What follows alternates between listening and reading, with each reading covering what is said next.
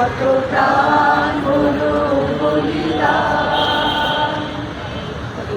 আছে অশ্রু জলে যারা স্বর্গগত তারা এখনো জানে স্বর্গের যে প্রিয় জন্মভূমি,